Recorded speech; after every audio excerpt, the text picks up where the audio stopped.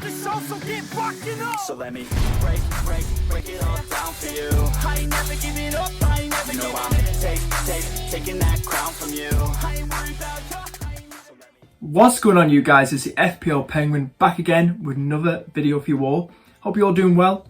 In today's video, we're going to be talking about players to target if you're playing your wildcard, or just players to target if you're not playing your wildcard at all, just players to target for the next coming game week. So bring in right now before game week 4. If you do enjoy the video, hit the like button and do consider subscribing, really do appreciate it. And check out my last video too, where I'm showing you my latest wildcard draft, which I'm over the moon, the amount of views, the likes and the awesome comments as well.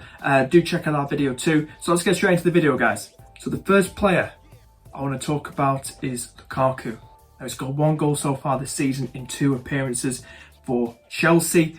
Again, that goal against Arsenal and but blanking against Liverpool. But he's got some good fixtures. I think would you say he's fixture proof? I think he's fixture proof. You know, he's only owned by just over 20%. Lukaku's got Villa next, who are going to be without Martinez in goal, their shot stopper. He's going to have to isolate when he comes back, so he won't make that game against Chelsea. A big loss for Aston Villa. This is what we know about Aston Villa. The fixtures starting to turn now, not looking so good. So I think that game at home against Aston Villa, and it's going to be his home debut as well. It's going to be his home debut, Lukaku, as well. So he'll want to make a big impression in front of the Chelsea fans too. And I can definitely see him scoring at least a goal in that game. So at Aston Villa, we know he's got Tottenham and Man City in game weeks 5 and 6. Tougher games, but I think he's fixture proof. Like you can see as well, heard about their fixtures start to turn a bit more better from game week 7 onwards. Played Southampton, Brentford, Norwich, Newcastle, Burnley. Very juicy, aren't they? Very juicy. But I think he's fixture proof. I think he's the type of player who's got fantastic players around him, got a fantastic manager coaching him, great formation, great attacking team, very strong and stable. I think he's fixture proof. I really do think so. And I think get him in versus Aston Villa. His price is going to start to rise, guys, so do be wary of that, guys. And I think he's definitely one to target as well. So do check out Lukaku for start of game week 4 and onwards, guys. Another player to talk about for you guys to target on your wildcard or just bring on a transfer is Gray from Everton.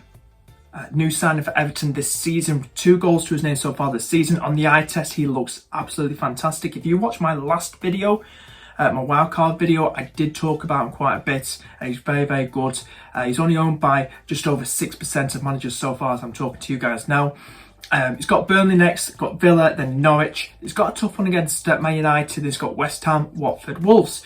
But the next 3 games for Everton, next 3 games for Gray, do look juicy. They really do. And, you know, as I said, he's got 2 goals so far this season. Got a goal against Leeds in a 2-2 draw, and he got a goal against Brighton away as well in a 2-0 win against Brighton. So I think he's definitely one to consider. He's only 5.6 million, guys. So if you want an alternative for DCL, or if DCL's injury, if he is going to miss out on that next game for Everton, definitely target someone like Gray. He's also cheaper than Richarlison as well. You probably say, why not Richarlison? Was cheaper than Richarlison, and he seems to be making a bit more of an impact than Richarlison as well. So Gray is getting the minutes. He's getting an average of 80 minutes per game at the moment. Definitely one to consider, guys. Another relatively cheap one to eye up and look, you know, to probably consider bringing into your team is Sarr. You know, only 1 goal so far this season, but he's had a 50-50, you know, games wise, you know, how hard or easy they've been. Aston Villa got a goal against them in a 3-2 win. Brighton, they lost 2-0 and they lost 1-0. Gave Spurs a really good game as well. 1-0. Batchman with 7 saves in that game. I could also bring up Dennis as well. Dennis is a very good one. He's about 0.8 million cheaper, I believe, than Sarr. So he's another one, good one too. Bringing up the stats, the chart, like I did in my last video. So have a good thing about it, guys. Sarr or Dennis. like I said, the next 3 games for Watford, they've got Wolves, they've got Norwich, they've got Newcastle, and then they've got Leeds, who are a bit shaky at the back as well. So he's only owned by 4.6%. He's 6 million. Either him or Dennis, you're good to go. Borsar, definitely, they really do look very, very attacking, Watford. So definitely consider maybe Sarr for your wildcard team or just a normal transfer. Very, very, very good player. Next one to talk about is Diogo Jota. 2 goals to his name so far this season. 1 against Norwich, 1 against Burnley. He's looking a really, really good player to probably go for. He got 60 minutes against Norwich, he got 80 minutes against Burnley, and he got 47 minutes against Chelsea. We know Bobby Firmino, God knows how long he's out for with his injury. It's probably not long. A lot of people saying a few months. A lot of people I'm hearing saying it's only 3 game weeks or something like that. But as far as you know, Firmino is currently injured, and Jota would be a lovely one to bring in if you have the funds or you're using a wild card. Definitely consider Jota. Nearly 16% owned, priced at 7.6 million as well, 17 points in total as well, and he looks a very, very lively player, as you can see with the stats and the heat maps, all thanks to Hub and SofaScore. Definitely one to consider, guys. So that's the video, guys. Those are the players that I feel, do I dare say must have players to bring in. Definitely ones to consider for the coming game weeks ahead.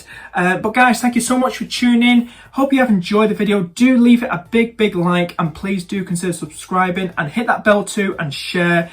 And check out my other videos too, guys. Let me know in the comments if I'm missing any players out. Maybe a Traore, a Torres. I don't really consider those guys rotation-wise, and also Traore not really scoring, so I'm just putting it out there straight away before anybody asks. But anyway, guys, thank you so much for tuning in. I've been the Penguin, you've been the Bowley Bunch Army, and I shall see you guys in the next video. Take care. So let me break it all down for you.